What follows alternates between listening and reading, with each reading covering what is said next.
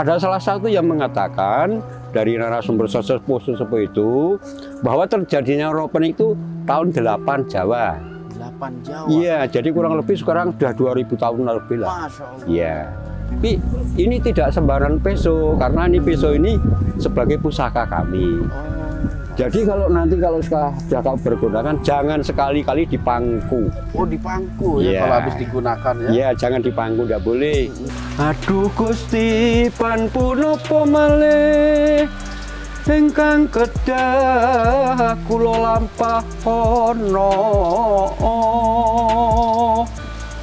Yang penting Pak Ustadz dan saudara-saudariku semua, kita masuk dimanapun kula nuwun lah.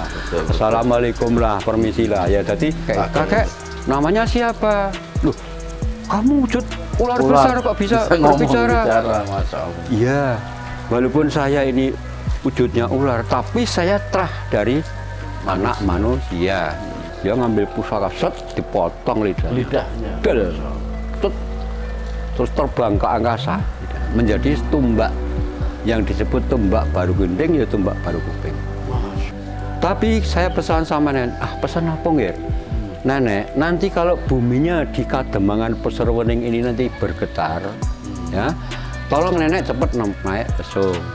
Oh, naik lesung? Iya, loh, ngeperno barang sing ning, artinya nang, ning, nep. Nang, ning, nep. Iya.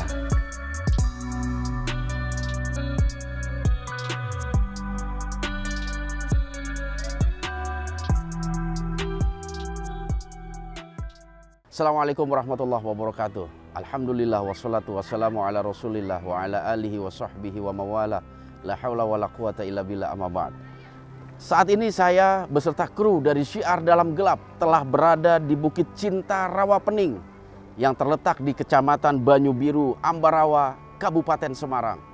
Insya Allah kita di sini selain untuk menikmati panorama alam yang luar biasa, yang mana sahabat Syiar juga bisa bersilaturahmi menikmati alam di sekitar sini.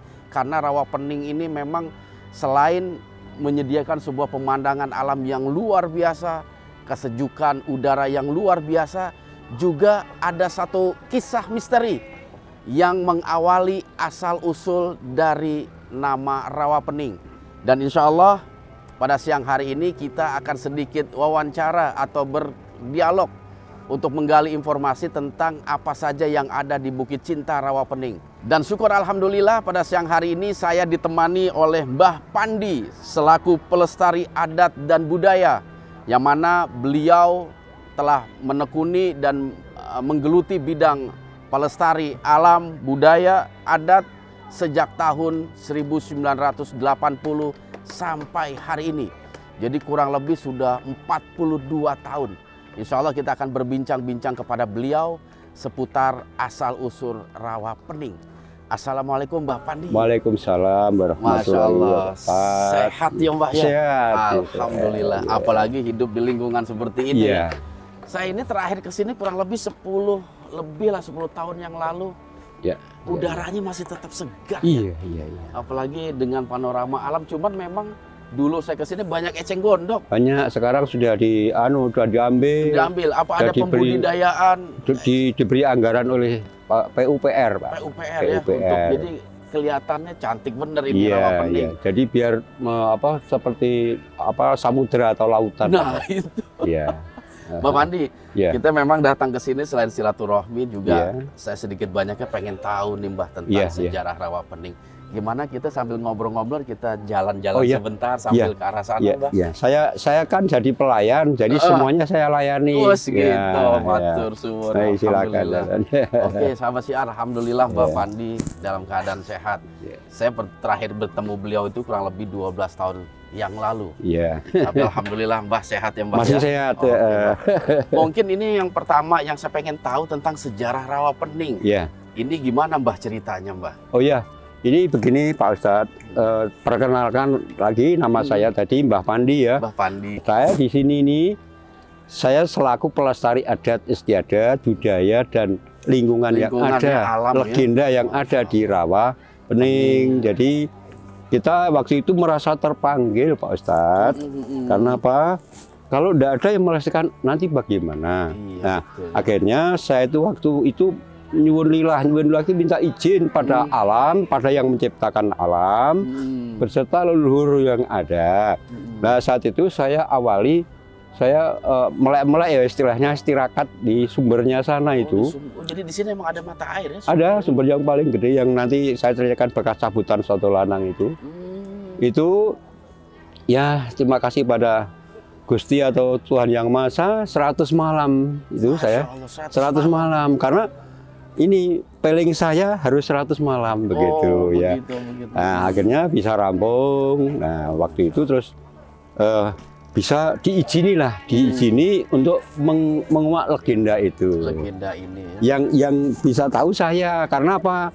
Orang boleh tidak percaya, kalau saya percaya karena saya 100 malam minta izin. Jadi Mbak ini sebagai pelakunya ya.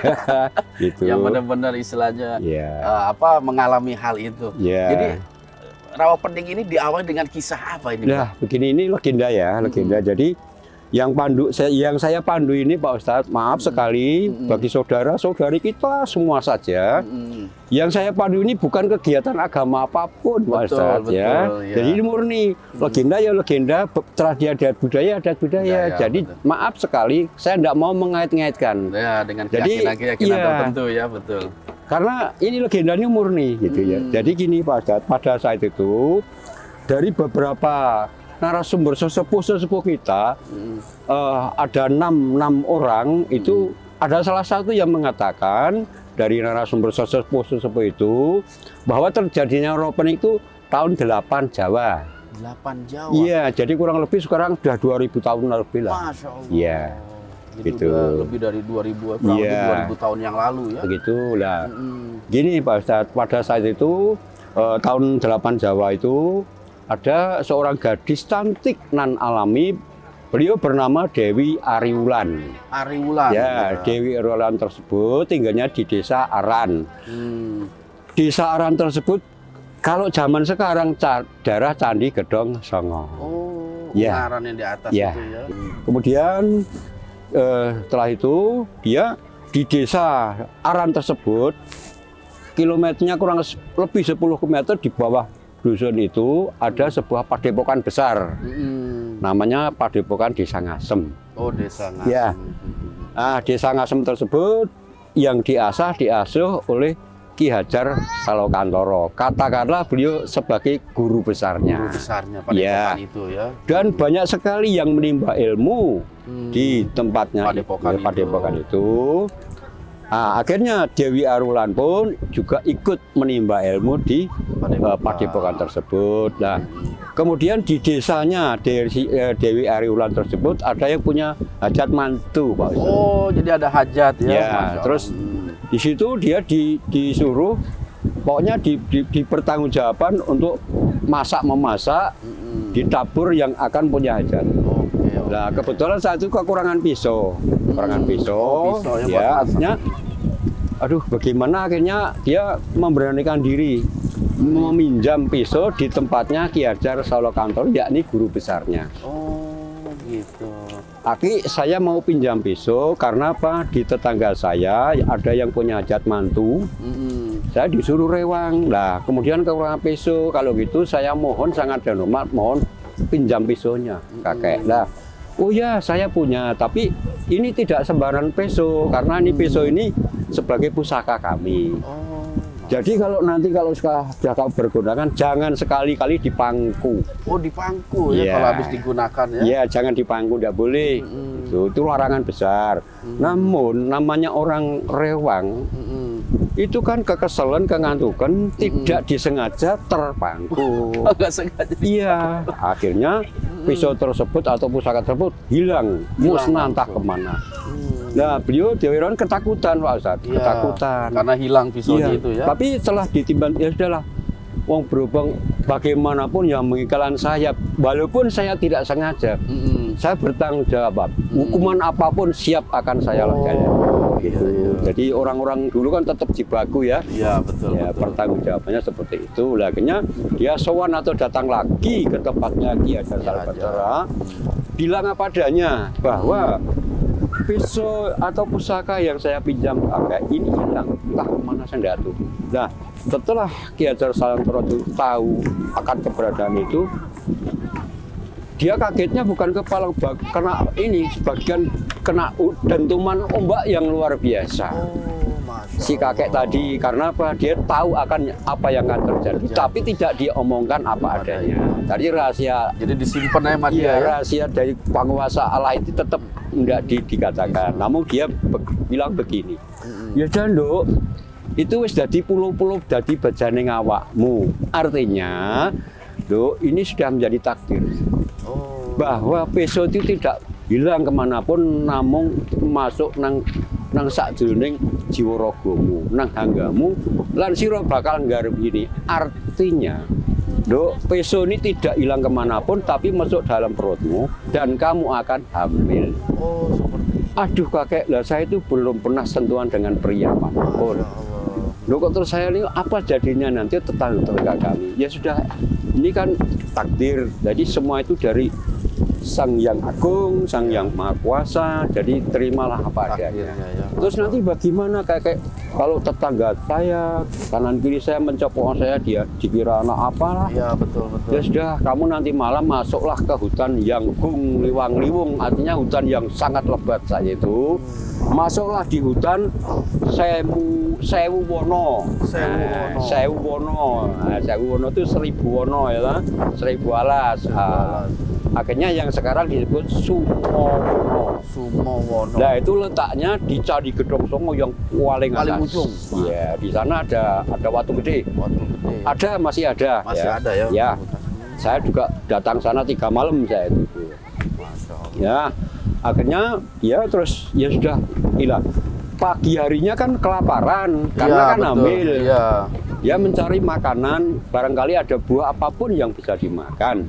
Nah, kemudian belum bisa mendapatkan, di situ ada seorang kakek pencari kayu bakar, Pak Ustaz. Oh, ketemu sama kakek. Loh, Dok, mau kemana? Kakek, saya lapar sekali. Loh, kamu hamil? Iya, saya lapar sekali untuk makan saya dan bayi yang saya kandung. Mohon pertolongannya, Kak. Iya, saya tolong. Nah, kakek tidak dari mencari kayu bakar, mencarikan buah-buah di kanan kiri hutan itu. Barangkali ada yang bisa dimakan, akhirnya dicarikan. Nah, namanya kakek Darum. Oh, kakek Darum. Iya, namanya kakek Darum. Nah, akhirnya kakek Darum setelah itu mendapatkan buah-buah yang bisa dimakan, dikasihkan sama Dewa. Dan Dok, ini dimakan dulu. Setelah makan kenyang, dia dipesan, Dok, kamu jangan di sini. Iki alas gawat keliwat-liwat. Artinya hutan yang paling gawat. Banyak binatang-binatang liar di situ. Ya, terus harus gimana? Sudah ikuti saya. Dia ditolong oleh kakek, diajak ke tempat sendang. Nah, sendang itu namanya Sendang Rogo Jembangan. Rogo Jembangan. Jadi purbakalannya awalnya namanya Sendang Rogo Jembangan. Berapa abad kemudian dialih namanya jadi Sendang Kali Bening. Oh, Kali Bening. Ya. Zaman sekarang ini disebut situs air suci, silakan tempatnya ya itu ya. Jadi dari zaman ke zaman ya gitu. Iya. Ya, akhirnya di sebelah Sendang Rogo Jembangan atau situs air suci ada sebuah gua batu, di bawahnya ada gua hingga sekarang masih. Oh, masih ada. Masih. Ya. Nah, akhirnya Dewa ini mau dibikinkan gubuk, tapi sebelum gubuknya itu jadi, dia disuruh masuk ke gua. Ke dalam gua. Loh, kakek saya kok disuruh iya nanti kan gini, kamu saya buatkan gubuk, tapi belum selesai, belum jadi. Udah kamu masuk situ. Lah kenapa ditaruh di situ atau ditempatkan di situ? Barangkali melahirkan. Sewaktu-waktu si bayi itu kan memerlukan air. Di situ cepat dekat dengan sendang gitu ya. Betul. Lah akhirnya Pak Ustadz, ketika hamil itu kalau umumnya itu 9 bulan 10 hari. Nah itu hampir 1 tahun baru melahirkan. Nah, ketika lahir itu bukan ponang jabang bayi bocah, namun seekor ular. Seekor ular? Iya, namun ketika lahir ya kecil. Nah, ketika lahir itu dibarengi dengan hujan yang deras, angin yang gede. Akhirnya otomatis dia bisa memanjang dengan sendirinya, bisa membesar dengan sendirinya. Si ular tadi itu yang iya, lah akhirnya dia bisa ketawa ngakak-ngakak lah itu lah. Iya, bersuara ya. Terus dia sungkem sama sang biung atau sang ibu yang sungkem dengan menunduk-nundukkan kepalanya. Oh, iya iya. Terus bisa toto jalmo. Apa itu toto bisa jalmo? toto jalmo itu bisa berbicara layaknya manusia. Itu. Loh, kamu bisa bicara? Bisa, Biung. Saya terima kasih sama Biung bahwa Biung bagaimanapun itu yang melahirkan saya, makanya saya sungkem sama Biung atau ibu. Begitu. Jadi itu wujud binatang pun tahu tata krama. Betul. Ya. Ya akhirnya dia menanyakan bahwa Biung yang melahirkan saya loh. Sekarang bapak saya siapa? Oh iya benar itu. Nah akhirnya waktu itu Ki Hajar Salokantor kan pesan, ya Dok, kalau nanti bayi yang kamu kandung menanyakan bapaknya, ya sudah saya bijaksanai saja, akuilah saja kalau bapaknya ya saya, tapi membijaksanai loh itu ya, untuk menangkis suara-suara yang tidak baik lah katakanlah. Terus diberi 2 benda pusaka, yang satu sumping atau mahkota, yang satu genta atau kelintingan. Oh, kelintingan itu ya? Kelintingan. Nah, terus matur sama atau bilang sama sang ibu tadi, ibu saya mau mencari bapak saya dan bapak saya di mana? Oh, baru bertapa di gunung, di pertapaan Selker. Selker ya? Ya, pertapaan Selker lah. Pertapaan Selker kalau zaman sekarang Pak Wita itu Umbul Songo itu ereng-ereng Gunung Merbabu. Arahnya sana. Gunung Merbabu ya. Itu ya. Nah, setelah itu ketika perjalanannya dipesen sama ibu, biar kamu tidak boleh melewati kampung, kamu harus melewati tebing, hutan yang lebat atau kali atau apa kuburan dan sebagainya. Oh iya, akhirnya dipakai terus diberi nama naga baru kelinting karena ular besar. Ular besar, naga baru kelinting, dan ini juga sakti kan. Nah, pada saat itu dia mohon pamit, terus kurang lebih 10 km dari tempat lahirnya dia itu, di situ ada batu besar, batu gede Pak. Batunya besar? Iya besar, dilewati dia Mbah. Ada tepake, ada tepake. Bekas dia lewat ya? Hingga sekarang masih. Sampai sekarang? Masih, terus disebut watu baru kelinting atau watu sisik. Karena sisiknya baru kelinting atau bekasnya baru dia lewat situ. Iya. Itu lokasi di mana itu, Pak? Itu lokasinya kalau zaman sekarang itu di Baran Bongang, di jurang sana. Oh, di jurang ya. Di Kali Tempur. Kali Tempur itu kali 3 jurusan jadi satu. Jadi satu. Itu aman. Batunya aman hingga sekarang. Masih ada. Masih ada. Saya ngomong tidak katanya ya. Jadi saya waktu itu mencari jejak perjalanannya dulu sampai 17 hari waktu itu. Menyusuri legenda baru kelinting biar tidak katanya kok. Jadi tepatnya saya menyusuri saat itu hari Jumat Legi tanggal 18 ke Agustus 1984. 84 ya? Ya, itu saya menyusuri itu. Kalau ya. Baru sendiri itu punya arti nggak nama Baru? Kalau kelinting kan kelintingan gitu. Baru itu sebetulnya kan nama kuno itu Pak. Nama itu baru itu ular besar. Baru Mas. Baru. Ini disebut baru. Jadi baru itu nama ular besar. Artinya cuman itu baru atau naga. Naga ya. Bukan naga-naga yang ada kakinya loh. Naga Jawa kok ini kok. Naga Jawa yang nggak punya kaki ya. Iya. Oke. Kan popo deh. Betul. Nah, terus perjalanan dia mencari bapaknya itu terus disebut watu pesisik, watu baru kelinting. Terus turun lagi pas lerep. Pas lerep itu kalau bahasa sekarang maghrib. Oh, maghrib. Nah, lerep itu maghrib. Nah, kemudian ngelingkar. Disebut sawah selengker. Nah, itu zaman sekarang itu kalau mau dari Ambara ke arah Bandungan sebelah kanannya itu ada pura, kirinya itu hingga sekarang masih Pak. Masih. Ya. Di sana juga ada peninggalan situsnya. Situs artinya lingga di sana. Ya. Nah, kemudian pas lerep itu, kalau begitu ini buat istirahat saya pas lerep pas maghrib. Kalau begitu desa ini saya beri nama Desa Kerep. Yang sekarang terkenal Kerep Ambarawa. Yang sekarang terkenal lagi Gua Maria Kerep Ambarawa. Ya, jadi di sana ada situsnya, Pak. Ada situsnya. Jadi ya? tanda situs itu ada perjalanan mereka. Kemudian meneruskan perjalanan sampai di Kali Pleret. Nah, Kali Pleret. Nah, selama perjalanan yang dilewati beliau itu jadilah kali panjang. Maksudnya sepanjang yang dilewati dari gunung ke gunung terus menjadi kali gede, kali besar, kali panjang. Kali panjang. Jadi sepanjang yang dilewati ya? di Ambarawa, dekat Kelenteng itu loh. Ya, gitu. Nah, kemudian setelah itu di Sungai Pleret itu, Sungai Pleret itu kali tempur Pak. Tiga sungai. Nah, itu ya terus istilahnya berdiri sebentar, ambles bumi, masuk bumi Pak. Ambles bumi, masuk bumi, terus di sana Pak keluar muncul.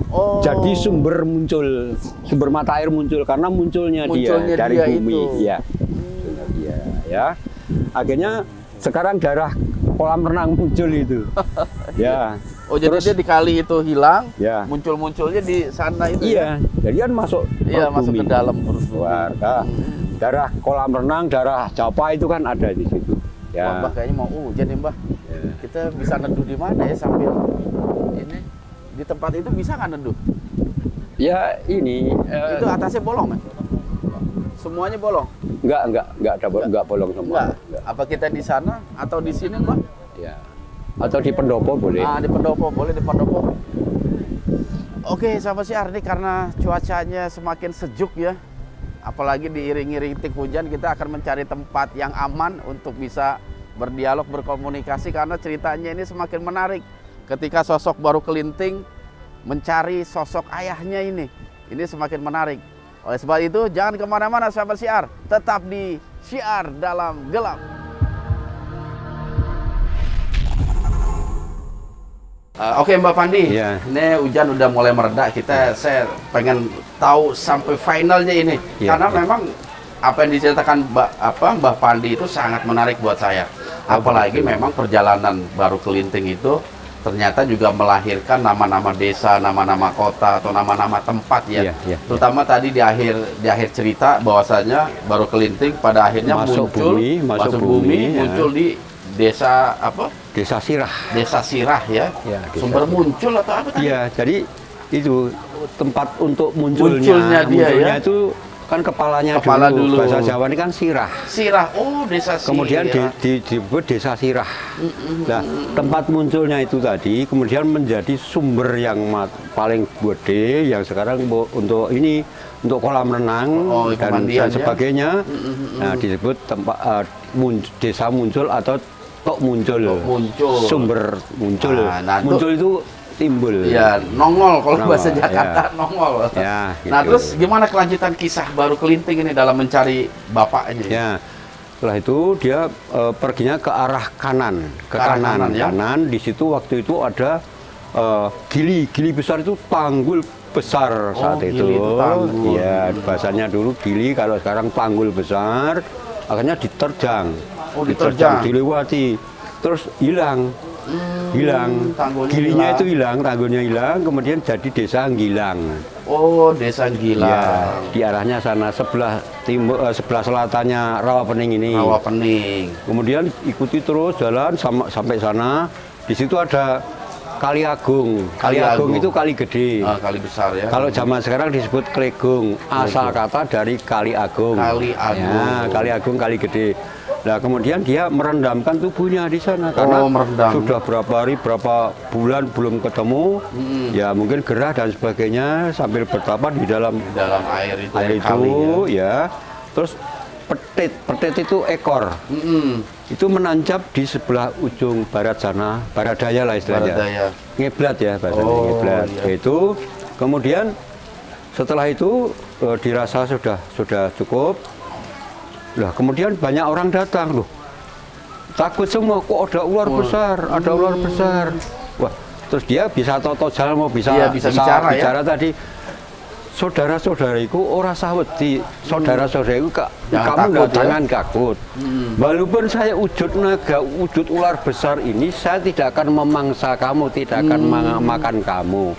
Bahkan saya minta tolong pada Anda semua bahwa tahukah kamu di tempat pertapaan Seleker? Waduh, Pertapaan Seleker itu jauh dari sini. Masih jauh dari tempat itu. Terus tujuanmu apa? Ya saya mau ke tempat Pertapaan Seleker, barangkali Anda semua tahu itu Pertapaan Seleker karena bapak saya baru bertapa di sana. Ya sudah gini aja, kamu lewati sungai ini. Oh, sungai Agung itu. Nah, oh begitu, terima kasih. Ya. Ekornya kan waktu nancep di bumi, iya. dicabut jadi sumber. Oh, jadi mata air. Iya, jadi mata air juga yang disebut Blumbang Petit. Blumbang Petit itu sendang. Sendang ya. Matanya gede sekali. Itu bisa untuk irigasi beberapa ratus hektar. Masih dibuat PDAM. PDAM juga. Sumbernya itu. Hingga sekarang masih tempatnya di desa Tawang. Tawang. Dusun Tawang, Desa Banyu Biru, Kecamatan Banyu Biru. Masih ada sekarang, Pak. Jadi saya ngomong itu perjalanannya dulu tak cari semua, gitu ya, biar tidak katanya. Iya, betul. Ya, akhirnya dia melanjutkan perjalanan, terus sampai di sana ada kuali tempur tadi lagi. Itu di Alas Pocong, Alas Gombak. Di sana ada gua, batu besar. Itu bawahnya ada gua, masuklah di situ, bertapa lagi. Bertapa lagi di situ. Iya, bertapa, terus dia agak ngelokro itu patah semangat. Oh, bahasa iya, Jawanya ngelokro iya. ya, patah semangat. Kemudian sang ibu tadi, Dewi Orang tadi ya, yang melahirkan, ya bagaimanapun wujud, walaupun wujud naga atau binatang, namanya yang melahirkan tetap ada kasih sayang. Iya, betul. Ya, jadi yang dilahirkan kasih sayang sama yang melahirkan juga ada kasih sayang yang dilahirkan ya. Ya, akhirnya ditimang-timang, dilelo-lelo. Dilelo-lelo istilahnya, ditimang-timang. Biar tidak patah semangat tadi ya. Betul. Akhirnya dilelo. Dia mendengar, sepertinya Kanjeng Ibu atau Ibu tadi. Iya. Nah, itu di dalam kidung lelole itu dikidungkan ya, dikidungkan nyanyian Jawa dulu ya. Dulu. Nah, nyanyiannya begini, kidungnya begini. Aduh Gusti pan punapa malih ingkang kedah kula lampahana. Jadi niku anu ya napa tembang-tembang alunan dulu. Jadi aduh Gusti ingkang kedah kula lampahana. Paringo kegiatane manut karasa iwang agung tinuntuna tan mleset malih apasrah jiwa datan popanyuwun amung rasa gung pracaya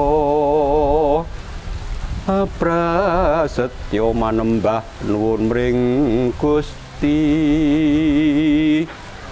mugia maring ngono. Nah, setelah mendengar itu dia langsung semangat lagi melanjutkan perjalanan lagi. Jadi itu nanti kidung itu nanti bisa diterjemahkan kawan-kawan yang dari Jawa tahu Jawa, ya. ya. Oke. Ya, yang jelas itu kidungannya seperti itu. Jadi di situ ada pasrah. Kepasrahan. Yen wis pasrah seutuhnya pada yang memberi hidup akan ada jalan keluarnya. Ya. Jadi pawitane modalnya Gung Pracaya tadi, Gung Pracaya. Nah, Gung Pracaya iman yang agung, maksudnya iman yang paling gede.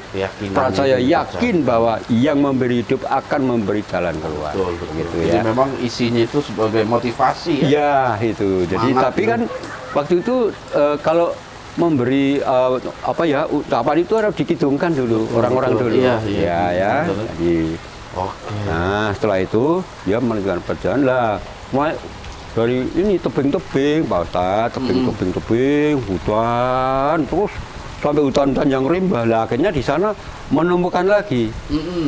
Menemukan, nah sebelum ini perjalanan ini ditinggalkan, dia memberi nama. Tadi berhubung di Alas Gombak, Alas Pocong, di hutan ini, hutan Pocong, hutan Gombak. Di situ tempat gua dinamakan Selo Gombak. Selo Gombak itu Watu Gombak. Itu masih sekarang masih ada. Sekarang. Itu di arahnya di bawah desa dangkal, jadi dia menyangga desa. Oh, penyangga desa. Iya, penyangga desa. Makanya saya waktu itu saya ngomong, tolong batu ini dilestarikan, jangan boleh ada yang memecah batu ini, karena ini penyangga desa. Ini nalar kalau saya ngomong itu, tolong lestarikan. Oke Mbah, itu ya akhirnya sampai di sana ketemu dengan ini batu, istilahnya bisa untuk keluar, bisa untuk masuk Pak. Seperti lawang itu pintu. Di situ sampai berapa bulan bertapa di situ juga. Akhirnya apa? Kalau begitu desa ini saya beri nama Desa Watu Lawang. Oh, Watu Lawang. Iya, Watu Lawang, karena bisa untuk keluar, untuk hingga sekarang masih batunya. Itu di depannya Desa Watu Lawang itu. Nah, itu dikerumuni oleh pohon aren, ratusan pohon aren, bahkan bambu-bambu. Banyak sekali, berapa dapuran itu Pak, banyak sekali. Sampai batunya itu tidak pernah bisa hitam, tidak pernah hijau Pak. Hijau batunya, karena apa? Saking banyaknya pohon, terus rimbunan lumutnya. Lumut itu Pak. Jadi orang di situ kalau enggak tetes ya merinding dulu ya, maaf iya, saya pasti.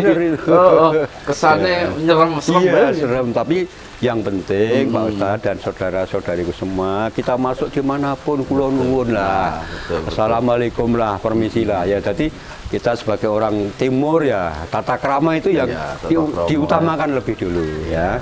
Kalau kita tahu tata krama, budi pekerti, akhlak, ya selamat.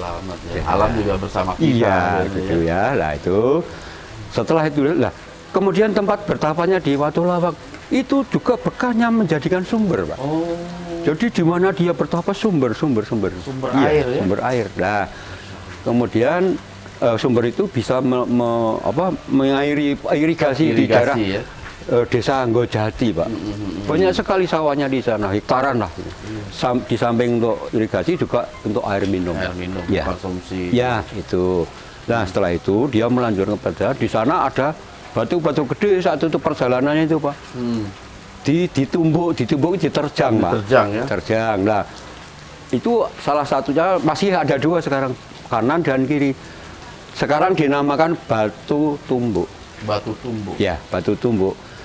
Itu ada mitosnya Pak Ustadz. Jadi bagi siapapun yang bisa depani ini, iya. Ya. Kanan dan kiri bisa, ini bisa nyakup, ini bisa nyakup. Bisa tentu. Akan diberi kemudahan rezekinya sama Gusti Allah. Itu mitos saja ya. Tapi benar, hingga sekarang jarang sekali. Walaupun tangannya panjang, tapi kalau ini tidak resik, tidak akan nyampe. Itulah alam. Ya, jadi makanya kita merasa hidup di alam ini, ya kita berterima kasih yang memberi hidup, yang memberi alam ini. Ya, karena saudara tua saya adalah alam, Mas. Semua. Sebelum kita lahir kan ada alam. Alam dulu yang jadi ada. Jadi sedulur tua. Nah, saudara tua ya bumi, geni, banyu, angin. Itulah saudara tua kita. Makanya kita harus melestarikan alam yang ada. Betul, itu arti yang sebenarnya seperti itu. Karena saudara tua kita. Saudara kita harus menghormati, Pak. Nah, cara menghormati apa? Ya ini kalau ditanami pohon-pohon untuk penghijauan dan sebagainya kan upaya melestarikan. Nah, terus setelah itu di situ batu tumbuk tadi ternyata tidak banyak yang bisa mencapai Pak. Oh, mencapai ini ya. Tapi kalau di situ itu ning tadi nanti bisa istilahnya njuk ngapura lah, istilahnya njuk ngapura. Yang orang manusia itu banyak dosanya, banyak raratunya di sini ya. Itu nanti bisa Pak. Bisa tersentuh ya? Bisa. Tapi maaf, kita tidak boleh memaksakan kehendak. Betul. Nah, yang penting kita pasrah saja. Nah, setelah itu Pak Ustadz dia berusaha naik lagi ke sebuah gunung. Nah, di sana gunung itu masih gong liwang-liwu lah katakannya. Hanya satu orang kakek saat itu di sana. Ada gubuk, dia tinggal di gubuk. Dia bertanya pada kakek, namanya siapa? Loh, kamu wujud ular besar kok bisa berbicara? Iya, walaupun saya ini wujudnya ular, tapi saya terah dari anak manusia. Tapi proses perjalanan saya harus melalui wujud seperti ini, ujian saya seperti ini. Oh ya sudah lah, berhubung kakek itu lebih tahu karena waskita orang-orang dulu ya. Betul. Ya, akhirnya gunung ini gunung apa kakek? Nah, kebetulan di luar gubuk itu ada satu buah pohon ketela. Oh, ketela. Yang dimakan kakek tersebut setiap hari lah. Kakek itu namanya kakek Ismoyo. Kakek Ismoyo. Ya, sekali lagi kakek tersebut namanya kakek Ismoyo. Makan setiap hari hanya satu pohon ketela itu tadi. Terus gunung itu disebut Gunung Telo Moyo. Asal kata dari Yang Ismoyo dengan satu buah pohon telo. Ya walaupun makannya tidak setiap hari, namanya orang topo kan makannya begitu ya. Jadi nggak kayak kita ya, Pak. Iya, gitu ya. Jadi orang dulu seperti itu, Pak Ustadz ya. Kemudian kalau begitu Yang Ismoyo saya tanya ya, tahukah kakek Ismoyo tempat pertapaan yang disebut pertapaan Seleker? Oh, bukan ini di sana. Sudah, berhubung ini sudah malam, kamu nginep di sini dulu. Iya. Ora ilok, ya ilok tidak boleh melakukan perjalanan ya. Nah di situ berapa hari, berapa bulan saya tidak tahu. Yang jelas yang memberitahu saya itu tidak mau menjelaskan sampai itu, mendetil seperti itu. Yang jelas berapa bulan di situ, setelah dirasa cukup, ya sudah, Nger, kamu sekarang turun dari gunung ini. Nah, setelah turun dari gunung, lah sang ibu itu tetap mengikuti walaupun dari jarak kejauhan. Iya, betul. Dia sudah plong, sudah lega bahwa anaknya sudah ditolong oleh kakek Ismoyo, ditunjukkan yang benar. Sudah kamu turun ini. Nah, akhirnya sampai di sana, itu ada balong, Pak. Balong itu rawa kecil lah istilahnya. Rawa kecil, balong ya. Itu gue wangker. Angker ki rawan. Rawan ya. Disebut balong rawan hingga sekarang Sampai masih. sekarang. Sumbernya kuning, buahnya ini gede sampai airnya mengalir ke sini. Nah, hingga sekarang masih. Di atasnya balong itu, terus ada situsnya disebut Ngerco, Pak. Ngerco. Situsnya kurang lebih sekarang sudah umur 1.300 tahun. Ya. Masih ada, saya di sana. Pernah ke sana, ya? Iya, pernah. Jadi itu, Pak. Itu Jadi situs apa di situ? itu ada gentong, apa? Batu tapi seperti gentong. Oh, ya batu gentong. Terus ada lingga. Ada lingga, terus seperti ada dapur kuno, Pak. Dapur kuno. Dapur kuno kalau orang dulu kan pakai kayu ya. Kayu. Nah, itu ada. Walaupun tidak persis tapi gambarannya masih ada ya. Karena umurnya sudah sekian ribu tahun. Benar. Itu ya lah. Terus desanya disebut Desa Ngerawan. Ngerawan ya. Prasastinya hingga sekarang Masih ada di situ. Ya. Itu jadi kayak ngomong tidak katanya ya. Nah, setelah itu dia melanjutkan perjalanan. Nah, di sana ada seorang kakek lagi. Loh, kakek, baru apa? Aku nembe ngiseni kolah. Kolah itu bak. Bak ya, kolah. Dulu, zaman dulu namanya kolah. Iya, kolah ya. Duh, mau apa kamu? Saya mau tanya, minta tolong, mau tanya. Ini pertapaan Seleker itu arahnya mana, kakek? Oh iya, tak beritamu, tapi aku minta tolong dulu. Wong kamu nanti tolong, kamu harus nolong saya dulu. Iya. Itu ngetes, kakek itu ngetes. Ngetes ya. Kalau benar-benar itu naga itu sakti, ya, dites. Lah terus padanya apa, kakek? Ini loh, kanjang kanjang yang bolong-bolong itu tuh, yang buat wadah rumput itu. Oh iya. Ya, udah pakai ini. Dia kan, aduh, ini kakek itu berarti mencoba. Ya sudah, dia menengadah, kepalanya menengadah ke atas, turun, ini gigit, diisi.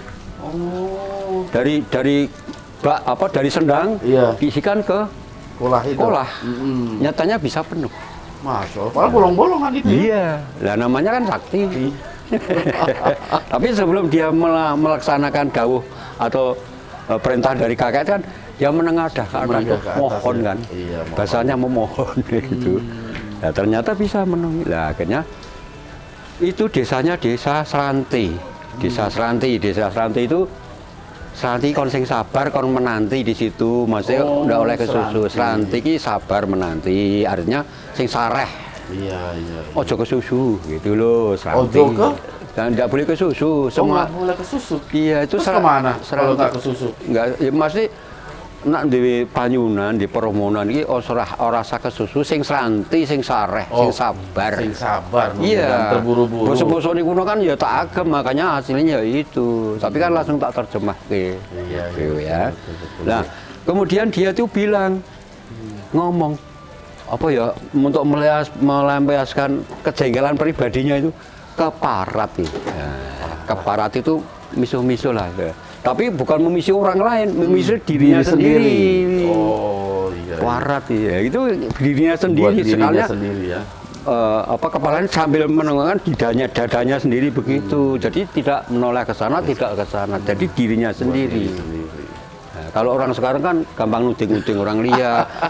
Kalau dulu enggak. Nah, akhirnya Keparat itu jadi Kali Parat. Kali Parat. Iya, hingga sekarang sangonnya masih utuh. Ini ada Taman Kelinci sekarang ya. Sebelahnya itu Kali Parat. Jadi mulai dari sumbernya sana Seranti sampai turun tetap namanya Kali Parat. Asal kata dari Keparat. Parat tadi. Keparat itu. Miso tadi. Miso sendiri tadi. Diri sendiri. Nah, setelah itu ya udah kamu sudah lolos lah katakanlah. Udah kamu turun dari sini terus ikuti jalan ini sampai Serangga. Nah, sampai di sana ada sebuah pohon beringin besar sekali. Itu di lereng gunung Merbabu ya. Nah, di situ baru ada kakek baru semedi. Nah, dia datang di situ. Loh, kakeknya ya kaget. Loh, ada ular besar. Loh, enggak, tenang kakek, saya enggak akan memangsa. Kamu enggak akan makan kamu kakek. Bahkan saya mau bertanya. Loh, kamu bisa toto jalwa, bisa bicara, bisa kakek. Loh, namamu siapa? Baru Kelinding. Loh, terus mau apa? Saya mau mencari ayah saya atau bapak saya. Nah, kemudian kakek namanya siapa? Ya, aku namanya kakek Ki Hajar Salokantoro. Kalau begitu, kakek itu ayah saya atau bapak saya. Loh, kamu tidak segampang itu, gitu Pak Ustadz. Kamu harus ada tanda bukti. Nah, yang dimaksud kakek harus punya bukti. Iya, namanya tadi siapa? Saya namanya Naga Baru Kelinding. Ibumu namanya siapa? Dewi Ariwulan. Terus Dewi Ariwulan itu siapa? Dewi Ariwulan waktu itu juga ikut menjadi seswinya kakek Ki Hajar Salokantoro. Nah, ada bukti lagi, ada dua benda perkasa. Yang satu ini genta atau Kelindingan, yang satu Mahkota, yang Sumping tadi. Oh, Mahkota. Ya, tapi gini ya, ini tidak hanya itu. Ikuti saya, kalau memang saya pengen mengabdi dengan saya, pengen mengakui bahwa kamu anak saya dan saya adalah bapakmu, ikuti saya. Mau kemana kakek? Kakek, di sana ada gunung. Nah, gunung. Nah, namanya orang sakti, Pak ya, Pak Ustadz. Hanya berapa menit katakanlah dia muncul semedi set sampai tujuan. Ada sebuah gunung. Nah, gunung tadi antaranya gunung Telomoyo dan Gunung Kendil, tengah-tengahnya ada gunung. Nah, kamu harus melingkari gunung ini. Nah, ternyata disuruh melingkari. Kalau kamu bisa melingkari gunung ini sampai Tepung Gelang, itu kan Tapok Gatok. Oh, kepala ketemu buntut ya. Ya. Ini kamu baru bisa saya akui bahwa saya adalah anak saya. Oh ya kakek, siap. Nah, kemudian dia berusaha melingkari. Ternyata kurang sak jengkang, kurang 1 kilan, kurang lebih 25 cm lah. 25 cm, Masya Allah. Dia menjulurkan lidahnya, disambung ke buntutnya itu. Nah, kakek ini Ki Hajar Salokantoro tahu, wah, julik itu tidak benar. Nah, dia ngambil pusaka set, dipotong lidahnya. Del, terus terbang ke angkasa, menjadi tumbak yang disebut Tumbak Baru Kelinding, ya Tumbak Baru Kuping. Masya Allah. Ya, akhirnya berapa abad kemudian yang bisa menguasai, yang bisa memakai itu Ki Ageng Mangir. Makanya sakti. Tapi kan silih abad lah. Iya, gitu ya. Jadi Tombak Baru Kelinding itu dari lidahnya. Dari lidahnya. Dari naga. Iya, lah kemudian kan merasa kesakitan, Pak Ustadz. Merasa kesakitan, terus dia mengeluarkan darah di situ. Nah, Ki Hajar Salokantoro kan namanya orang sakti, ngambil air, mungkin di bebatuan itu ada sedikit air, sudah suruh minum, langsung sembuh. Tapi darahnya kan tetap waktu itu mengeluarkan. Lah, tempat darah mengalir tadi, mengeluarkan itu darah itu hingga sekarang Pak Ustadz dan saudara-saudariku, tanah tersebut masih agak kemerah-kemerahan. Seperti gambir itu ya. Kayak gambir. Ya, agak gambir, kayak seperti Watu Padas. Kita berusaha ngambil saat itu Pak. Bapak itu tidak percaya gitu aja ya. Kita ngambil. kita cium agak amis. Agak amis ya. Iya, jadi walaupun sudah berapa ribu tahun ya kita kan ya benora jari ini tadi Iya. kita ngambil Masya sedikit. Allah. Masih ada bau getihnya berarti ya. Agak amis. Tapi le mencium ya jangan cepet Iya. kita pakai rasa ya, kita pakai Pakai rasa. diresapi. Oh iya ya, nah berarti kan benar adanya saat itu. Ya, kemudian turun, terus dari gunung itu, di situ ada, Pak, ada dataran rendah saat itu dan melingkar sampai musor-musor itu, nah, menjadi seperti batok melumah itu apa itu? Apa tuh batok lumah? Batok melumah, tempurung yang Oh, separuh, kelapa. Oh, setengah ya? ya, Setengah separuh. batok kelapa. Seperti mangkok. Iya, Nah, mangkok, itu kurang lebih 40 meter persegi. Oh, lingkarannya, diameternya. Hingga sekarang masih ada. Masya Allah. Nah, waktu itu malah buat penimbunan air masyarakat setempat. Namun orang sekarang banyak banget malah di dodos itu. Hilang air. Tapi bekasnya masih ada. Bekasnya masih ada Iya. ya. Tuh, nah akhirnya sudah kamu belum lolos. Terus gunung ini saya beri nama Gunung Seleker. Seleker. Jadi Gunung Seleker tempat untuk melingkari gunung itu. Pertapaan Seleker itu daerah Merbabu. Jadi Gunung hampir Merbabu. namanya sahabat tapi beda tempat. Iya, iya, Ya. iya. Nah, kemudian setelah itu kamu belum lolos. Kalau kamu mau lolos, ikuti saya. Kamu harus bertapa selama 1 windu. 1 windu 8 tahun. 8 tahun. Di mana kakek? Ikuti saya. Kembali ke tempat pertapanya Ki Hajar Salakantoro. Zaman sekarang disebut Umbul Songo. Umbul Songo. Karena umbul itu sumber mata air ada 9. Tapi sekarang itu buat apa PDAM. Oh, Tapi PDAM. bekasnya kan masih ada Iya, di situ. betul, betul. Nah, pohonnya yang dulu hingga sekarang masih ada utuh. Masya Allah. Iya, masih utuh. Pohon yang besar tadi masih utuh sekarang ribuan tahun umurnya itu. Ya, ya lah. Ya memang maaf ya tempatnya di sana yo. Wah agak merinding lah itu. Tapi bapak ini biasa, masanya penting kula nuwun permisi ya dah. Ya, gitu. Jadi selamat lah istilahnya gitu. Terus kaitannya dengan rawa pening itu apa itu, Pak? Ya lah akhirnya dia disuruh bertapa selama 1 windu lah. Ya. Selama 1 windu kan badannya makin membesar, makin membasang. Terus di hutan itu banyak yang dikurumi oyot, Pak. Karena pohon-pohon rindang banyak sekali. Nah, badannya digebet oyot, kena bungsuran air air dan tanah. Terimbun tanah, ada yang nongol, ada yang timbul. Lah, waktu itu di sini itu kan namanya Kademangan Puserwening, sebuah kademangan besar termasyhur saat itu. Kemudian Ki Demang memerintahkan pada kawulanya atau masyarakatnya yang muda-muda seperti mas-mas ini disuruh mencari binatang di hutan. Bedak pikat basane Jawa kuno, saiki berburu. Oh, berburu. Ya, beberapa pemuda, kamu harus bedak pikat, kamu harus berburu, mencari binatang di hutan. Unji ki ya. Nah, terus sampai 3 hari 3 malam, Pak Ustadz tidak mendapatkan apapun. Nah, kemudian dari beberapa puluh pemuda saat itu kan banyak yang nginang. Pinang pakai jambe wono, bahasanya sekarang buah pinang. Buah pinang. Ada buktinya itu. Nah, buah pinang ada itu. Oh, masih ada. Ya, masih ada, saya nanam karena untuk menjelaskan ada buktinya saya. Iya, Itu. Ya. Itu terus dikira itu kayu gede, Pak Ustaz. Dikira kayu gede. Lah itu buat landasan pakai golokan. Isi gua biar ternyata menemukan darah segar. Diperdalam lagi. Ya. itu Makin keluar darahnya. agak gerak badannya. Iya. Berarti Iwan, wah dia manggil beberapa pemuda, wah anak buruan, anak Iwan, anak binatang. Langsung ada yang pakai cangkul dipotong-potong. Yang tidak dipotong dari dada naik. Ke atas, Mas. Akhirnya setelah itu rambung motong-motong, sukmanya keluar, langsung menjadi anak manusia. Walaupun belum 100%, katakanlah sudah 90%. Karena apa? Tubuhnya semuanya sudah manusia, tapi maaf ya, tangannya, kulitnya masih agak bersisik. Terus kepalanya agak lonjong sedikit. Terus rambutnya agak merah-merah, seperti bayi bajang lah. Ya, itu ya. Jadi kan sudah 90% katakanlah.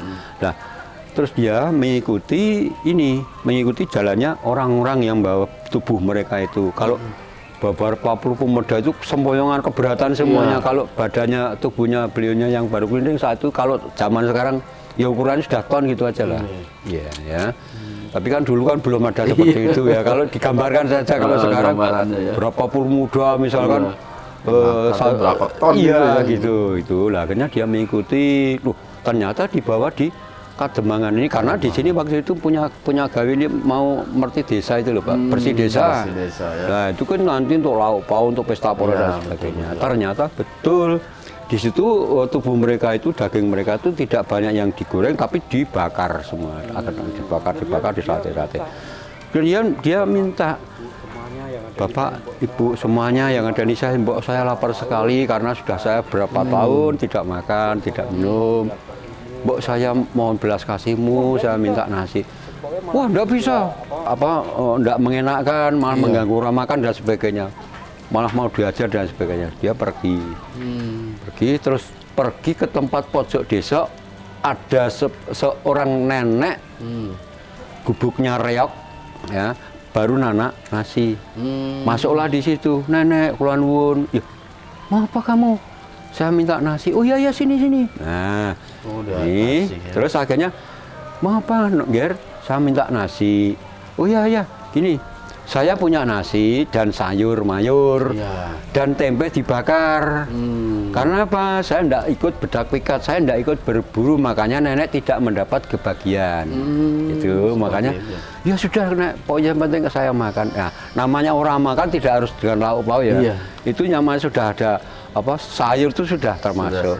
Akhirnya dengan lahapnya makan bareng sama nenek tersebut. Nah, kemudian nenek itu setelah itu makan bareng dengan lahapnya, setelah kenyang, ini yang tadi Papa berada di Pertapaan Selekar itu kan, di sana Ki Hajar Saswanto memberi nama.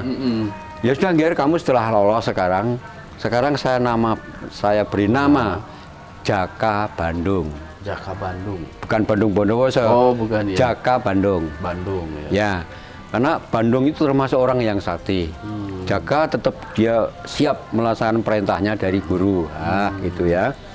Jadi Jaka ini seorang kesatria kan, jadi jiwanya satria. Gitu. Jaka Bandung. Nah, setelah di situ ketemu nenek itu, loh, kamu namanya siapa? Saya namanya Jaka Bandung, yang beri nama Ki Hajar Salokantor. Oh ya sudah, gini. Sekarang berhubung kamu ketemu nenek di desa Pusarwening, saya juga memberi nama kamu, boleh nggak? Oh, boleh, Nenek. Nah, bertemu di Kademan Pusarwening, terus nenek tersebut juga ikut memberi nama Jaka Wening. Oh, Jaka Wening. Ya, jadi Jaka Bandung ya Jaka Wening, satu orang yang sama ya. Tapi sebelum menjelma mereka namanya baru Linting. Tapi setelah menjadi anak manusia, Jaka Bandung atau Jaka Wening. Nah, setelah itu dia pesan sama nenek, sekarang begini, setelah saya kenyang, saya mau pamit sama nenek, mau ke tujuan tempat ini, rame-rame di sana, ada pertunjukan wayang dan sebagainya. Tapi saya pesan sama nenek, pesan apa nggih? Nenek, nanti kalau buminya di Kademangan Pusarwening ini nanti bergetar, ya, tolong nenek cepat naik lesung. Oh, naik lesung? Iya, loh. Akan ada apa toh, Ger? Ya sudah, nanti ikuti saja, Nek. Dan nanti kalau langitnya sudah ada suara gemuruh, cepat naik lesung dan entong ini sendok nasi. Oh, sendok nasi. Tolong dipegang. Oh, iya. Oh iya. Ternyata betul dia setelah itu datang ke tempat pertunjukan di halaman Kademangan Pusarwening. Nah, orang-orang di situ ratusan bahkan banyak penonton. Lu mau apa kamu? Mau minta lagi? Di sini wong ora resik dan sebagainya. Nah, akhirnya dia ngomong, saya tidak mau minta apapun. Saya sudah dipilih oleh seorang nenek. Ternyata seluruh Kademangan Pusarwening masih ada orang yang bijaksana, yang memberi nasi walaupun dengan tempe bakar. Nah, ya. Nah, ternyata dari ribuan orang katakanlah masih ada satu. Iya. Berbelah kasih, itulah yang dikersaki Gusti. Nah, akhirnya setelah itu dia malah, saya tidak mau minta apapun. Bahkan saya di sini mau mengadakan sayembara. Oh, sayembara. Ya, Wah, saya membara apa? Tetap dilecehke, Pak Ustaz. Ini selama saya bertapa di pertapaan Selekar, saya mendapatkan sebuah pusaka. Pusaka apa? Sodo lanang. Sodo lanang. Bukan biting, bukan lidi. Sodo lanang. Sodo lanang artinya sodo lanang itu pohon aren yang tidak keluar kolang-kalingnya, yang tidak keluar dangunya, itu namanya aren lanang. Makanya sodone tetap disebut sodo lanang. Jadi utuh dari pangkal sampai ujung. Terus saya mau tancapkan di bumi pertiwi ini, bagi siapapun yang bisa mencabut sodo lanang yang saya tancapkan di bumi pertiwi Kademangan Puserwening ini, berarti kalian semua termasuk orang yang sakti mandraguna dan patut saya sembah sampai 7 kali. Ternyata sebaya mereka tidak bisa. Jadi ada yang mampu ya? Iya, jadi umur mereka saat itu kurang lebih 12 sampai 14 tahun. Karena prosesnya begini. Ketika lahir, perjalanannya itu kan kurang lebih 4 tahun, setengah windu. Nah, ketika bertapa 1 windu. Oh iya. Nah, ketemunya di situ kurang lebih 200 tahun ya. Jadi katakanlah 12 sampai 14 tahun sudah menjelang remaja ya. Tuh, jadi kalau anak kecil ya monggo, tapi kalau saya ngomong sesuai dengan panduan yang saya terima itu kurang lebih 12 sampai 14 tahun lah. Karena dihitung nalar. Perjalanan 4 tahun, bertambah 1 windu tadi ya. Terus di sini kurang lebih 2 tahun tadi. Gitu. Setelah itu Pak, tidak ada yang bisa menyabut sampai demangnya itu tidak bisa. Loh, kamu cabut? Ya sudah, kalau saya cabut, tapi siapkah panjenengan semua atau Anda semua menerima karmanya? Wah, karma apa? Nah, tetap gitu. Ya, ini nanti alam yang memberi karma. Dah, cabut saja. Ya. Begitu misalnya sodo lanang dipegang ini, tapi sebelum ini tetap menengadah ke atas, cabut, ini sudah getar. Bunyinya getar, seperti lindu lah, seperti gempa. Nah, kemudian lengannya guler. Nah, itu cabut. Guleger. Nah, saat itu pada malam hari antara jam 1 jam 2 malam pas keluar itu loh wayangnya goro-goro ya. Nah, kan antara jam 1 malam itu ya. Itu keluar bagikan bendungan yang jebol. Masya Allah.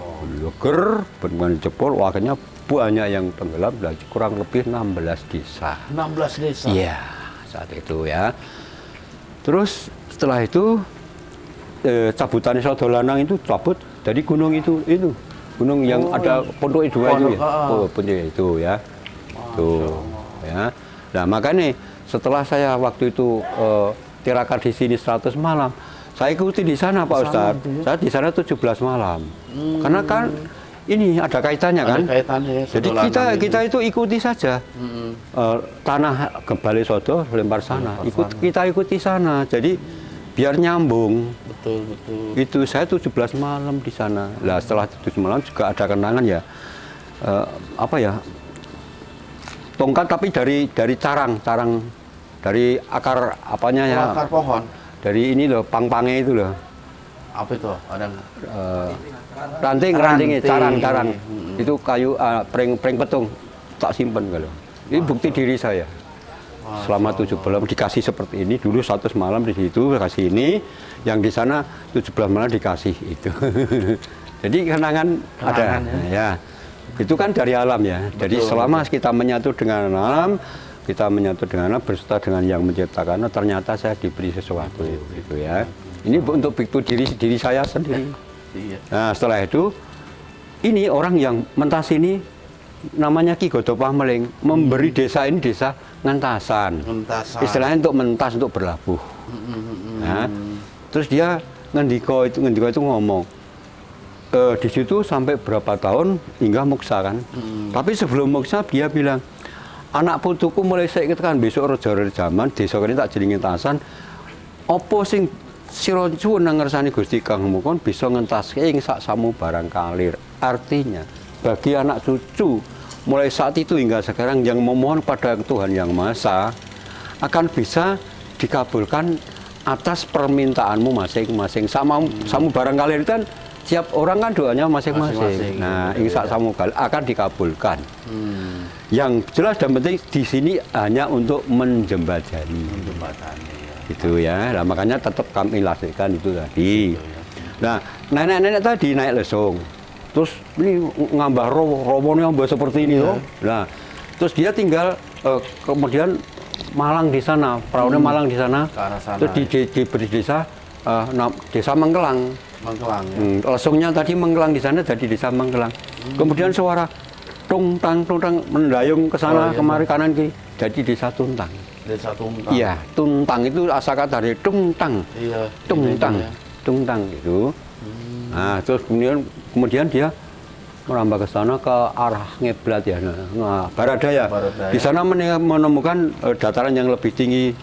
Sudah ayem, terus dah aku tak tinggal di sini. Kalau begitu tempat tinggal kita ini saya beri nama Desa Mbah Rowo. Asal kata dari ngambah Rowo, Rowone Ombo. Ombo Rowo ya Mbah Rowo. Mbah Rawa itu ya. Rowone Ombo nalika perjalanan ini tuh loh prosesnya. Muliwati Rowone Ombo terus ngambah Rowo nganggo lesung iku mau nak tak jenenge Mbah Rowo. Mbah Rowo. Sekarang jadi kota yang besar ya. Mbah Rawa itu. Ya lah. Terus penjelmaan dari yang baru keliling tadi yang menjadi Jaka Bandung atau Jaka Waring itu dia bilang begini, kanggo anak-anakku kabeh duluku kabeh aku nang kene nyabut sodolana bukan aku menanam api dendam. Namun aku malah welas asih. Yang siramu kabeh aku nyuwun nang panguasane Pangeran Kang Mokasa yen aku diizini saiki dadi rawa pening bukan berarti rawa met ning ngerti yo nggih kabeh. Yen sira ngerti artine rawa pening iki ya raga ya jiwa. Ngeperno barang sing ning artinya nang ning nep. Nang ning nep. Ya. Engko ketemu ningi nang kono, ketemu nep nek wis menep. Artinya kita terhadap yang memberi hidup itu harus nang ning nep menep. Aja rumangsa dhuwur, aja rumangsa bisa. Dadi nang ning itu. Iya, makanya kita segala sesuatunya menyikapi harus nang ning nep. Nang ningkung ya ada itu seperti itu. Nah, terus tolong lestarikan rawa pening ini mulai besok mulai sekarang sampai zaman ke zaman karena ini bisa untuk mencari napakah dari anak cucu mulai saat itu hingga sekarang. Nah, ternyata begini. Setelah menjadi rawa pening ini Pak Ustadz, buktinya ini nelayan katakanlah 1000 orang saja. Satu orang mendapat 2 kilo. Sudah kena 2 ton. Iya betul. Ya, padahal lebih loh Pak. Kadang ada dapat 5 kilo, ada yang 3 kilo. Rata-rata saja 2 kilo saja 2 ton sehari semalam. Nah, itu terus perairannya Pak Ustadz. Perairannya itu bisa menghidupi atau untuk irigasi orang-orang Kabupaten Demak, orang-orang Kabupaten Grobogan Purwodadi. Karena irigasinya sampai di sana. Nah, terus jutaan orang Pak PLTA-nya. Iya. Nah, PLTA-nya itu kan mengambil dari sini, pembangkit tenaga listrik. Itu jutaan orang yang menggunakan strom dari sini. Nah, sekarang diambil lagi Pak, PDAM-nya Pak. Iya. PDAM-nya ngambil di sini juga. Jadi katakanlah dihitung jutaan orang. Makanya Mbak Pandi tersentuh. Sudahlah aku ikut melestarikan dengan cara tradisi saya. Iya, betul. Kalau proyek negara, anggaran negara atau anggaran pemerintah daerah, kalau dengan alam kita mending pakai adat budaya bisa menyentuh alam dan sekitar. Betul. Gitu. Jadi rawa pening ini pernah surut nggak itu? Ya ini pasang surut Pak. Oh, pasang kalau surut pas musim kemarau ya surut, tapi tidak sampai habis karena gini. Di samping sumber yang paling gede, di sebelah sana ya. Paling gede ini sumbernya tidak hanya satu, beberapa sumber, tapi yang paling besar di sini. Masih ditambah disuplai air yang aktif artinya. Yang dari gunung-gunung yang aktif ya, dari Kali Pelarat, Kali Muncul, tadi kan Kali Kelegung kan maksudnya di sini. Ya. Terus yang tidak lain lagi lah, kita tambahkan lagi Pak Ustadz. Cara kita menyentuh dengan khalayak luas itu kan gini, kita tetap melestarikan dengan tradisi adat budaya itu ya sudah sebaiknya setiap setahun sekali kita adakan sesaji. Nah sesaji nanti dilarung di tengah sana itu suatu pengejawantan dari kita bersyukur. Jadi sesaji itu itu kan bukan ngajeni bangsane sing alus atau jemnya, bukan. Kita ngajeni menghargai pada yang menciptakan dan bersyukur sekaligus itu. Dan istilahnya di Rawapening juga ada yang nunggu, kita menghargai yang nunggu, ya ta? Gitu. Yang nunggu apa sosok naga juga? Iya, tapi kan apa itu raja di rajanya lah katakanlah ya. Makanya saya pakai menyikapi pakai ini merke Maharaja. Ya. Oh. Maaf ya, ini hanya filosofi saja. Filosofi ya. Satu itu, kedua yang jelas yang pertama dan utama, yang menciptakan alam semesta siapa kalau yang Maharaja? Betul. Yang Maha Kuasa. Raja di raja ya. Itu ini saya menyikapi ya, pakai ini gitu. Lah, terus caranya bagaimana, Pak? Caranya kita patungan, Pak. Jadi beberapa desa patungan, nanti setelah itu dikumpulkan, dimasak di sini, ya dikumpulkan di pendopo ini, baru kita acarani. Acaranya. Itu tiap tahun itu ya? Iya, malam selikur Suro, malam 21 Suro. Ya, ya ini terkadang pejabat setempat yang datang, bahkan waktu itu dari pejabat keraton pun juga datang. Iya, gitu. Ini sekilas Pak Ustadz, jadi nanti kalau ada pertanyaan lagi ya kita jawab lagi. Gitu. Ya, sahabat Syiar, ini benar-benar jelas, padat dan luas sekali ya perjalanan naga baru kelinting dalam mencari ayahnya, atau asal usul dari nama Rawapening yang memang erat kaitannya dengan karma yang diberikan terhadap desa. Menurut cerita dari Mbah Pandi itu 16 desa yang mereka tidak bisa saling membantu, bahkan melecehkan, merendahkan orang-orang yang secara wujud mungkin kita lihat ini kurang bagus gitu, karena memang jaka ya tubuhnya itu nggak lengkap, masih ada bekas sisa-sisa sisik-sisiknya. Nah, ini yang menjadi pelajaran buat kita. Ya, kebaikan yang kita tebarkan di muka bumi jangan kita berikan kepada orang-orang tertentu. Jangan sekali-sekali kita menganggap rendah seseorang yang tidak memiliki kesempurnaan dalam tubuh. Karena apa? Hakikat kebaikan harus kita sebarluaskan kepada semua makhluk. Bukan saja manusia, tetapi kepada hewan, binatang, kepada alam, gunung, hutan, dan lain sebagainya. Selayaknya lah kita sebagai khalifah menjaga, merawat, dan juga melestarikan alam. Mbah Pandi, terima kasih banyak. Matur nuwun. Ada pesan terakhir nggak kira-kira yang mau disampaikan buat kami? Pesan saya gini Pak Ustadz dan teman-teman semuanya. Jadi sekali lagi yang saya pandu ini jangan ditanggapi dengan pakai agama apapun. Ya. Betul. Ini yang saya pandu ini murni legenda leluhur kita. Jadi kita tadi sudah saya omongan satu persatu. Cara menyikapi terutama pakai rasa dulu, terus kita bisa menggambarkan, oh iya ya, kehidupan leluhur kita pada zamannya, sekarang kita hidup pada zaman kita, ya gitu ya. Jadi maaf sekali, itu mohon dibijaksanai. Kok artinya ini, ada artinya semua tadi ya Pak Ustadz ya. Jadi gitu ya. Jadi tolong yang saya sampaikan ini semoga saja bisa bermanfaat untuk penjenengan semua dan khalayak luas. Yang jelas perairan Rawapening ternyata gunanya itu juga tidak hanya orang setempat, ternyata berapa juta orang kerja, katakan ada listriknya, ada PDAM dan sebagainya ya.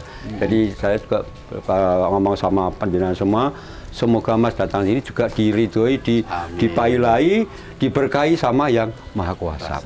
Semoga bermanfaat ya Mas ya semuanya. Terima kasih Mbah Pandi. Baiklah sahabat Syiar, insya Allah nanti malam kita juga akan melakukan kegiatan-kegiatan di tempat ini untuk sedikit kita menggali informasi dari sisi-sisi lain. Oleh sebab itu, ikuti terus penelusuran kami di Rawapening, Kabupaten Semarang. Jangan kemana-mana, tetap di Syiar Dalam Gelap.